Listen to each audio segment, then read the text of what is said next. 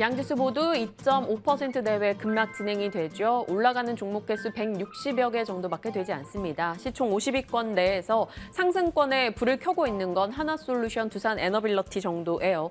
여전히 시장에서는 덜 빠지는 쪽, 그리고 견뎌내고 있는 쪽은 기존의 태양광, 조선, 풍력, 방위산업 혹은 원전 쪽입니다. 어떻게 바라봐야 될지 전략 챙겨보도록 할게요. 김종효 위원과 함께합니다. 어서 오세요. 안녕하십니까? 네, 우선 위원님과 이야기를 나눴던 종목 중에 계속해서 시세를 내고 있는 종목이 있어서 이거 먼저 체크하고 가겠습니다. 네오위즈인데요. 이 피해 거짓이 엄청나게 해외에서 이 호평을 받고 있는 상황입니다. 피해 거짓 같은 경우는 5월 저점 대비해서 지금 90% 정도 올라와 있는 상황이고요. 사실 위원님과 이야기 나눴을 때 위원님은 목표가를 3만 원 제시를 해주셨어요. 네. 지금 오늘 장중 고점으로는 4만 원까지 터치를 했습니다.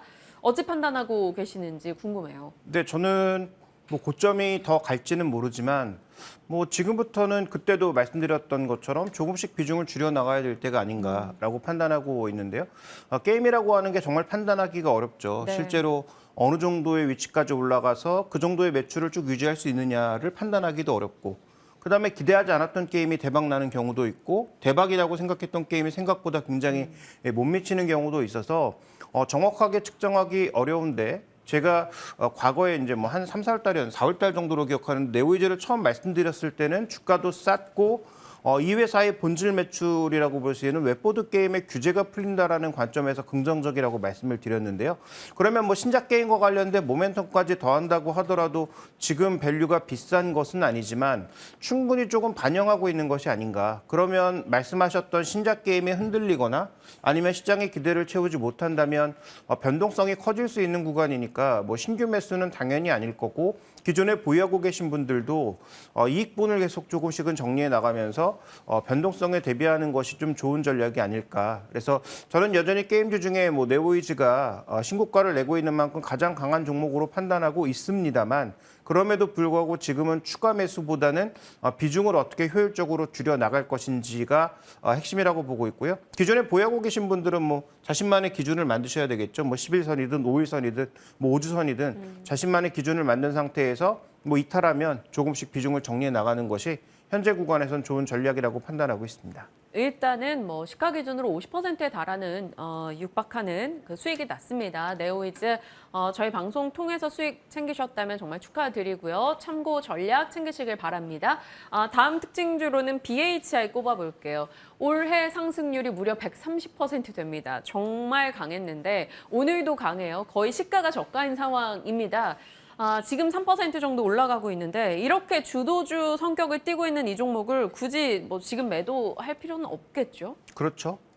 아까 네오위즈도 말씀드렸다시피 제가 비중을 약간씩 줄여 나가고자 했지만 고점을 정확하게 알아서 말씀드리는 건 아닙니다. 그러니까 여러 가지 호재들이 반영되고 있는 과정이니까 그런 말씀을 드린 것이고요. 현재 BHI를 포함해서 소위 원전 관련주들 중에서 추세를 타고 있는 종목이 몇 종목 안 되지만, 일단 두산 에너빌리티와 더불어서 이 두 종목이 그래도 추세를 타면서 계속 신고가를 보여주고 있지 않습니까? 그래서 저는 원전 산업 자체에 대해서 그렇게 크게 자신도 없고 제가 좋게 말씀드린 적도 없는데, 그럼에도 불구하고 이렇게 추세를 지켜나가고 있는 종목에 대해서 우리가 고점임을 예단하고 먼저 파는 것에 대해서는 조금 자제할 필요가 있겠다. 다만 여기도 추가 매수에 대해서는 조금 경계 시각이 필요한 건 분명해 보이고, 그다음에 여기도 자신만의 기준이 좀 필요하다라고 봐야 되겠죠. 그게 5일선이든 5주선이든 아니면 적정 가격이든 그 가격을 중심으로 해서 이탈 시에는 비중을 줄이겠다라는 관점으로 접근하시는 게 좋을 것 같고요. 다 아시는 것처럼 원전 전체 사업의 규모는 굉장히 크지만 마진율이 낮을 수 있다는 점, 그다음에 실제로 계약을 체결하는 과정에서 UAE 공사처럼 우리가 그 원전 폐기물을 다 떠안는 과정이라든지 그런 여러 가지 변수들까지 다 고려해야 되기 때문에 현재 원전 관련주에 대해서의 투자하시는 것은 저는 여전히 나쁘지 않고 어느 정도 수익률이 여전히 날 거라고 보고 있고, 현재 시장의 주도주임은 분명하니까 이걸 지금 내려올 필요는 없겠지만, 그렇다고 해서 강력하게 지금 더 사고 비중을 늘리고 이럴 만한 시기도 이제 조금 지나지 않았나. 그래서 방산주를 포함한 전반적인 시장의 강세 종목군들에 대해서 지금은 우리가 이들 종목을 픽하는 게 중요한 게 아니라 그 시기는 이미 지났고 우리가 9월 달, 10월 달에 봐야 되는 것은 시장이 전반적으로 꺾이면 이런 종목군들도 같이 꺾일까에 대한 고민이 필요한 시기라고 좀 보고 있습니다. 네, 알겠습니다. 참고해서 여러분도 전략 챙겨보시길 바라겠습니다. 이제 지금 또 미리 한번 관심 있게 어느 쪽 방향을 설정하든 봐도 좋을 만한 종목 챙겨보겠습니다. 잔금 해제 종목 첫 번째는 이수화학이 되겠습니다. 성장 날개 달고 비상할 것인가? 오늘 장도 일단 앞서 이 종목과 동일하게 시초가가 저가인 상황이에요. 강한 탄력을 보여주고 아랫꼬리를 달고 있는데요. 포인트 넘겨보겠습니다. 이수화학도 올해 정말 많이 올랐어요. 실적부터 좀 따져볼까요? 네, 실적은 1분기까지는 굉장히 좋았었는데 2분기로 들어서면서부터는 약간의 이제 변동성이 나타나고 있는. 그래서 올해 이제 1분기 실적, 그다음에 뭐 작년 실적 얘기할 때만 해도 실적주다 굉장히 좋다 이런 얘기들이 나왔는데 결국 이 종목의 그 LAB라고 하는 주력 제품을 포함한 전반적인 화학 제품의 마진이 좋아졌다가 결국 이 종목도 2분기 들어서는 비용들이 올라오기 시작하면서 또 전반적인 화학 제품들의 수요가 조금 비탄력적이 되면서 일단은 조정을 받고 그 실적 측면에서는 어느 정도의 변동성이 나타나고 있는 그런 국면이라고 봐야 되겠죠. 그래서 뭐 다 아시는 것처럼 이 종목의 지금 성장 모델이 2차 전지 쪽에서 다른 종목과 비해서 밸류가 엄청나게 낮고 이제부터 막 성장할 수 있는 그런 그림이라는 점에서 긍정적인 부분이 분명히 있지만 탄탄하게 받쳐줬던 기존 실적이 과연 계속 갈 것이냐. 그러니까 2분기부터 약간은 속도를 줄이고 있는 이 이익 관점이 3분기에도 이어진다면 과연 우리가 성장 모델만 보고 계속 달려나가야 되느냐에 조금은 이제 과제를 던져주고 있는. 그래서 만약에 기존 실적도 계속 좋은 가운데 성장 모멘텀이 딱 얹어졌다면 이건 뭐 이제 폭발하는 거죠. 네. 뭐 모멘텀도 워낙 좋고 밸류도 좋으니까. 그런데 지금 이익 측면이 비용 문제로 인해서 혹은 수급 문제로 인해서 약간씩 이제 꺾이기 시작한다면 이걸 어떻게 해결해 갈 것인지에 대한 고민이 조금 필요하지 않나. 그래서 오늘 한번 종목을 삼아봤습니다. 네, 이수화학에 대해서 어떤 방향 설정을 해주실지 계속해서 이야기 이어나가 볼게요. 두 번째 포인트 가겠습니다. 지금 전고체 배터리용 황화 리튬에 대한 관심도가 올라가면서 이수화학이 더욱더 주목을 받고 있는데요. 실적으로는 지금 시기 약간 변동을 겪지만 주가상으로는 뭐 정말 시장 분위기 나몰라라 하고 가고 있는 상황이에요. 네, 일단 그 1월 달부터, 그러니까 작년부터 우리나라에서 최초로 리튬황을 생산할 수 있는 시설을, 그러니까 생산은 한번 했고, 네. 그다음에 생산해낼 수 있는 시설을 이제 만들어서 본격적으로 만들어낼 것이라고 얘기되고 있는데요. 지금 2차 전지에서 전고체, 그러니까 NCM이나 NCMA에서 전고체로 넘어가는 그 중간 단계, 뭐 반고체나 이걸 뭐 전고체로 뭐 부를 수 있는지 모르겠지만 차세대 전지로 언급되고 있는 게 뭐 나트륨 전지, 리튬황 전지, 뭐 여러 가지 전지들이 있단 말이에요. 그러니까 그 중에서는 이제 리튬황을 유일하게 만들 수 있는 업체이기 때문에 올해 1월 달부터 뉴스는 계속 나왔습니다. 뭐 에코프로비엠이랑 한다. 이번에 나온 뉴스는 또 다른 회사랑 한다. 그래서 여러 뉴스들이 계속 나오고 있는데 이건 분명히 뭐 긍정적이라고 봐야 되겠지만 제가 이제 2차 전지 소재 종목군들을 여러 번 언급드리면서 계속 말씀드렸던 건 지금부터 이제 돈 싸움이기 때문에 과연 충분하게 투자할 만한 투자력이 있는 것인지에 대한 판단, 그다음에 관련된 회사 누구와 손잡고 가는지에 대한 판단이 지금부터 중요하다고 봐야 되겠고 더 큰 그림상에서는 과연 리튬황이 소위 반고체, 전고체 전지에서 핵심이 될 것인가 아니면 여러 대안 중에 하나로서 자리매김하다가 2025년 이후에는 이 싸움에서 누가 이기느냐를 우리가 확인해 봐야 되는 상황이기 때문에 아직까지는 기대가 올라오고 있는 것은 분명하지만 그 기대가 나중에 정말로 숫자로 나올 것인지에 대해서는 우리가 의심을 품고 갈 수밖에 없는 그런 상황이 아닌가. 그래서 결론적으로 말씀드리면 좋은데 현재 구간에서 주가도 더 올라갈 것 같긴 하지만 우리가 여기서 결론을 짓지는 말자.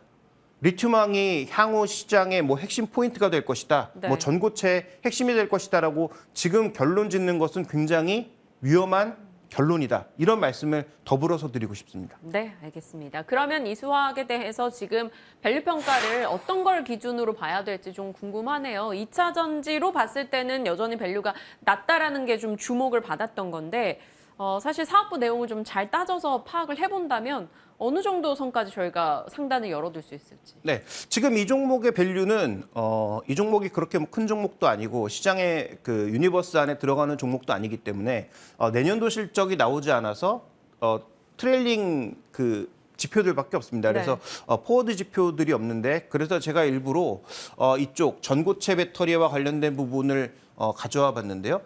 본격적인 성장이 나타나는 것은 아무리 빨라야 2025년. 근데 뭐 저것도 알 수 없죠. 실제로 개발이 될지 안 될지도 모르는 상황이니까. 그렇다면 이걸 지금 현재로 당겨서 밸류를 하고 있다라는 얘기인데 이 종목의 트레일링 PER, PBR은 굉장히 낮은 수준입니다. 시장보다도 낮은 정도의 수준이란 말이죠. 그래서 여전히 저는 오를 여력이 더 있다라고 판단하고 있고 그런데 이 종목이 어쨌든 지금 주력 생산은 LAB를 포함한 화학 제품들이니까 화학 제품들의 밸류 그다음에 지금 현재 구간에서 움직이고 있는 이 2차 전지 소재 업종과의 그 밸류 사이 어딘가에 있을 가능성이 굉장히 높다라는 거죠. 그러면 적어도 올해 실적 정도를 내년도에 그대로 가져간다고 봤을 때 저는 PER 10배 이상 정도는 충분히 갈 수 있다.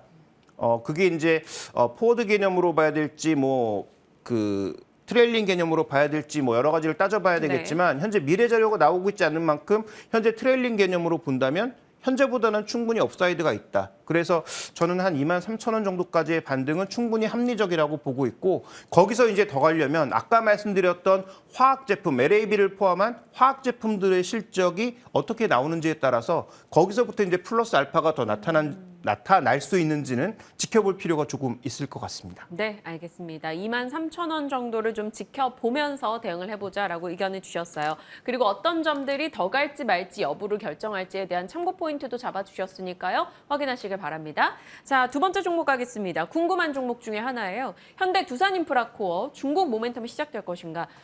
한 2달 반치 빠졌던 거를 하루 만에 지난주 금요일에 올렸잖아요. 이 중국에서 대규모 경기 부양책을 할 것이고 그에 따른 수혜가 기대된다 이런 이슈였는데요. 첫 번째 포인트로는 그 기대가 타당한지를 좀 따져볼 겁니다.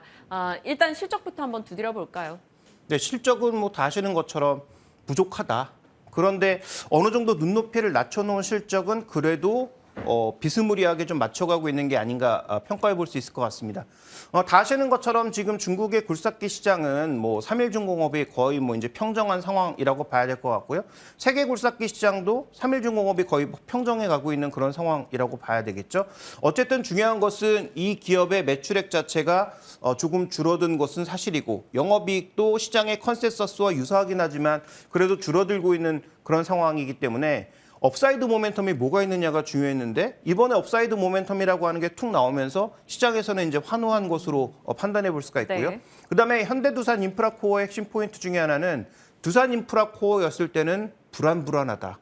재무적으로도 불안하고 이 무슨 문제 터질지 모르겠다였지만 이제는 현대로 들어감으로써 어느 정도의 재무적 안정성도 확보했다라는 점. 그다음에 기존에 갖고 있던 현대 쪽과 좀 더 이 시장 점유율을 넓힐 수 있는 하나의 근거를 마련했다라는 측면에서 시장이 이 종목을 평가하는 할인 요소가 없어졌다라는 점은 긍정적이다. 그래서 이런 복합적인 요소가 지금 합쳐져 있기 때문에 이 종목에 대한 판단 자체는 단순하게 이 종목만 보면 안 되고 관련 산업 전반을 좀 살펴봐야 되는 게 아닌가 이렇게 좀 판단하고 있습니다. 네. 그렇다면 동종 업계 기업들이랑 비교를 조금 해볼 필요가 있을 것 같은데 경쟁사 한다면 크게 본다면 미국의 캐터필러 이렇게 딱 떠오르는데 주가 비교를 좀 해주시나요? 네, 일단 밸류 비교보다는 지금의 주가 퍼포먼스를 우리가 좀 살펴볼 필요가 있을 것 같은데요. 캐터필러와 두산인프라코어, 삼일중공업, 이 중국의 샤니라고 봐야 되겠죠. 네. 그런데 중국에서 사업한다는데 샤니의 움직임이 그렇게 크지가 않은데 지난 주말에 현대두산인프라코어가 너무 좀 급하게 혼자 움직인 건 아닌지 생각을 해볼 필요가 있을 것 같고요. 그다음에 캐터필러도 지금 일단 중국 비중도 있지만 미국에서도 여러 가지 인프라를 추가적으로 건설한다고 한다고 하는데도 불구하고 전반적으로 지금 주가 움직임이 그렇게 좋지는 않은 상황입니다. 그렇다면 과연 전 세계에 관련된 경쟁 기업들은 주가가 움직이지 않는데 현대두산인프라코어만 재료를 가지고 움직일 수 있는가? 근데 아까도 말씀드렸지만 중국에서의 비중은 점점 빠지고 있거든요. 네. 근데 중국에서 지금 공사를 하는 것 자체가 수로공사, 그다음에 태양광, 풍력 이런 거 한다고 했는데 과연 현대두산인프라코어의 적절한 투자 포인트가 나타나는 것인가? 이 부분도 고민해 볼 필요가 있는 것이죠. 그래서 경쟁사와의 밸류 비교가 아니라 경쟁사와의 주가를 우리가 살펴보면 혼자만 갈 수는 없다. 그래서 다 같이 움직이는지 아니면 중국 쪽 종목군들이 민감하게 움직일 때 더불어서 움직이는지를 좀 살펴볼 필요가 있을 것 같고 현재 움직임을 살펴보면 지난 금요일은 뭔가 조금 오버액션이 나온 게 네. 아닌가라는 생각을 해볼 수밖에 없는 상황입니다. 네. 오늘 아침에 저희 이전 방송에서도 투자 전략을 딸 때 두 분의 의견이 좀 달랐어요. 한 분은 미국 쪽인 뭐 두산마켓, 한 분은 또 중국향 매출이 있는 이쪽을 선택하기도 했었는데 그만큼 좀 평가 자체가 좀 어렵게 느껴집니다. 그럼 현대두산 인프라코어에 대한 지금 밸류 평가 위원님은 어떻게 하세요? 네. 자, 이 종목은 워낙 이제 영업 레버리지가 커서 밸류에이션에 관련된 평가를 내리기가 조금 쉽지가 않죠. 네. 그래서 뭐 PR 측면에서도 지금 크게 의미를 부여할 만한 부분은 없고 PB 측면에서는 좀 시장보다 낮다라는 걸 제외하면 그렇게 메리트를 부여할 수 있는 부분도 아니거든요. 그래서 중국 쪽의 인프라가 지금 우리가 흔히 아는 부동산 투자 이런 쪽과 연계되어 있다면 저는 뭐 업사이드가 충분히 가능하다라고 보는데 그게 아니고 지금 뭐 중국도 에너지 전환이라든지 그다음에 뭐 수로공사라든지 이런 쪽에 집중되어 있는 것이라면 과연 현대두산 인프라코어가 과거만큼의 퍼포먼스를 보여줄 수 있을까는 조금은 지켜봐야 될 것 같습니다. 그래서 2분기까지 보여준 실적도 중국에서는 위축되는 양상이었고요. 그다음에 3분기에 정말로 성과로 나타날 것인가에 대해서도 확인해 볼 측면이 많다라는 그런 측면에서 보면 저는 뭐 추가적인 상승은 일정 부분 남아있다라고 보지만 현재 가격에서 뭐 급등하거나 아니면 예전처럼 중국 모멘텀을 타고 엄청나게 이제 주가가 상승하는 그런 그림을 기대하기는 조금 어렵다. 그런 그림을 기대하기 위해선 아까 말씀드렸던 뭐 삼일중공업이라든지 그다음에 뭐 미국의 캐터필러라든지 이런 종목군들과 동반해서 같이 움직이는 것을 조금 살펴보실 필요가 있을 것 같다라고 판단하고 있기 때문에 상승 매력은 한 7,000원 중반 정도까지는 일정 부분 뭐 기술적으로든 아니면 수급이 유입되면서 추가 상승이 가능할 수 있겠지만 거기까지만 일단 한번 보자. 그다음은 중국 쪽의 실적이라든지 경쟁사들의 주가 동향도 면밀하게 같이 살펴볼 필요가 있겠다. 이렇게 언급드리겠습니다. 네. 급등해서 관심이 갔던 이수화학이랑 못 가다가 갑자기 잘 나가서 궁금했었던 현대두산 인프라코어 오늘 두 종목에 대해서 어떻게 좀 관전 포인트를 잡아가야 될지 내용에 초점을 맞춰봤습니다. 확인하시길 바랄게요. 유튜브 잠금해제 다시 보기 가능합니다. 김종우의 잠금해제 검색해서 챙겨보시길 바랄게요. 오늘 김종우 위원과 함께했습니다. 고맙습니다.